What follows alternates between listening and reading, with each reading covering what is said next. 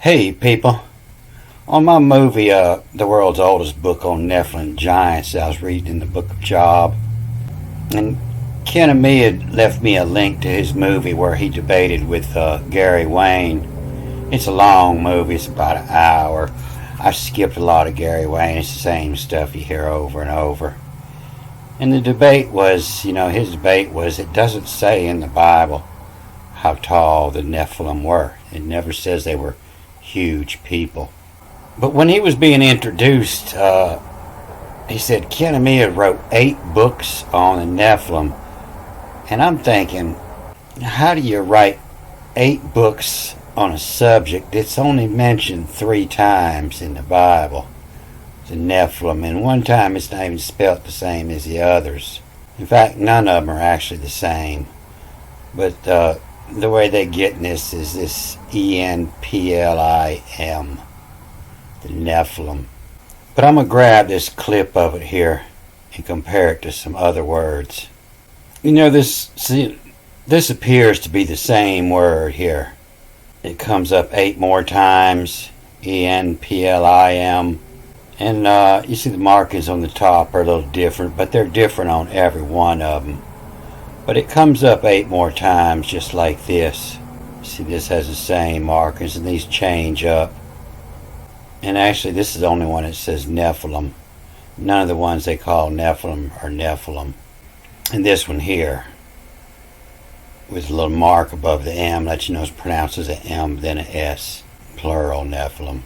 But yet, it comes up this 8 more times, and it's just the fallen, the deserters. And the deserters are somebody who left their post in the army. And then it comes up, this word's in a category, comes up 435 times. But sometimes they'll just give it the OL. They'll say it's defected. And this is the same word they say means on most of the time. But it comes up a lot with the uphills, Nepils. See the PLs in there. And this is that 8 times, but it also comes up this 7 more times, without the E in front of it. The E in the front is just the, and then the Nephil. That's why it has the E in front of the other one. And so this is just Nephilim without the E. They're falling down, we're lying.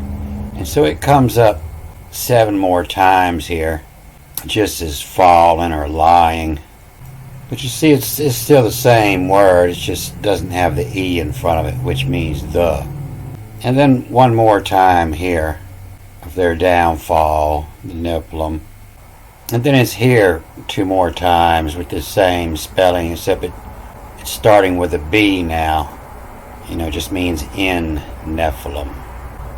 Among those who fell in the Nephilim. And so they don't pronounce it Nephilim because it doesn't fit in the story. But Nephilim doesn't fit in the story either. It comes up here again, and the Nephilim. Vav, and he, the Nephilim.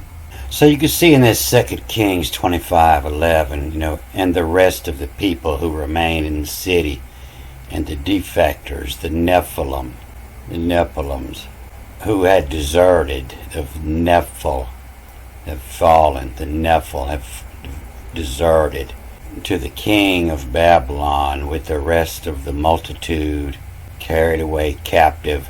Never was Radom, the captain of the guard, the captain R.B. first in the guard. And so the Nephilim is fallen soldiers, the deserters, the defectors. The deserters is the interpretation they give it in international and national in standard. Deserters. And so what you got here, the Nephilim is the good guys. The Nephilims is the one that deserted and brought us the Bible. The fallen. All the deserters was Ramiel, Lamiel, the one that divided the light, La backwards, Miel. And the teacher of astrology, Tomiel. And you don't see it here, it's Ra, Miel, this way. And you read on through, when you get to this line, you turn around and read the other way. So when you come back the other way, then it's Tamiel, the teacher of astrology. These are all the fallen angels, are the ones that brought us the book. You know, if you look at all the angel names, you're going to find a lot of them ending in the Miel or El, just the El. And what this is this is the name of God backwards. All this El that end with, it's just the Hebrew name of God backwards. And that's why you'll see the God name spelled several different ways. The Elohim is backwards. It's Miel. All words start with A, read backwards. Sarpiel and Sabiel and Muriel and Sakiel. They're all Miel. And it's because the ancient writers did not start names with A. Those were all God names. Just the God letter. And it means to go read that backwards. The same in Egypt writings. They wrote about gods. They started with a letter to let you know to read it backwards. And backwards is just M-Y-E-L, M-I-E-L, Miel. There's many names for God. But what they all have in common is this E-L. You know, when it doesn't have the M in front of it, and the Riel, it'd be this other word, Eloah, A-L-E-I, which is just I-E-L, I-E-L-A. And so the beginning of the angel name will be on this side of it. So every time it says God in the Bible, it talks about many, many different gods and angels. But Miel mainly just means, you know, the marrow and the backbone, the backbone, the base, you know, and Yammer, I can yell. So when I started reading this, you know, my movies, I was showing what I learned, and I was asking for help, because learning this Hebrew was a mountain. It was a huge mountain when I first looked at it. I almost quit. But I knew that the word had been changed. And so everybody that knows anything about this, they think they know something about this, they've all been trained to what the Vatican has told them it says. They don't learn how to read this. They memorize what they're told it says. They can't read this. They don't use the language. But when it talks about the enemies in the Bible, there's two base words, and one of them's this ivy, I-V-Y, ivy, and the other's the base word is just this XR, the Chiro, what all these enemies have in common. You know, the Kaiser is a Tsar. That's where your word Tsar come from. It's just the XR, the Tsar, a narrow place adversary. And so ivy was believed to be very powerful by the Druids, more powerful than its enemy, the vine. So the vine is the wine, the grapes. And so Dionysius used the ivy because it was more powerful than the grape, and he thought of it as a hangover cure. You see, that's the symbols of Dionysius and Bacchus, is the vine and the ivy. You know, he wore the ivy crown to keep him from getting a hangover, because it was more powerful than the wine. You know, it was the enemy to prevent intoxication. And this Chiro being the other enemy, this is the Chiro. This is the soldiers of the Chiro. This is where they defected from. And they were soldiers collecting taxes for the Tsar, power of the Tsar. If you didn't have your taxes, they brought you in as a slave. And that's where this comes in. This Tsar is the enemy.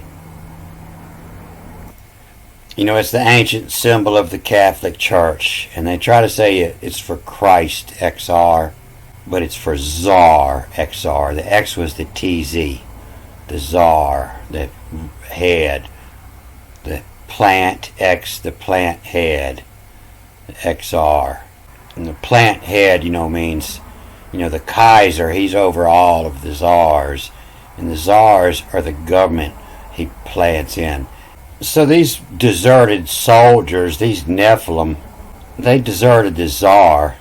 And this word Nephilim comes from this word right here, the Nepalese.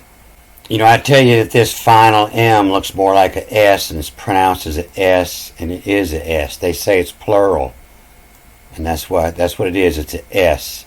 And this is the Nepalese, E-N-P-L-I-S, Nepalese. People from Nepal. It's this land locked over there bordering Tibet. Up on top of this mountain where all them Tibetan priests are, where the Dalai Lama is. And when they got there, the Dalai Lama enlightened them and showed them a better way. And that's when they had deserted. And they gave us the Tsar's book of all his tricks. And it's so we could learn all the Tsar's tricks and fight back against him.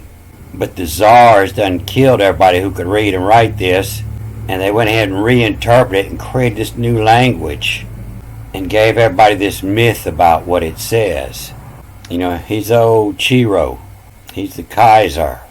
When they find all these scrolls, they find them out in caves hidden out in the mountains.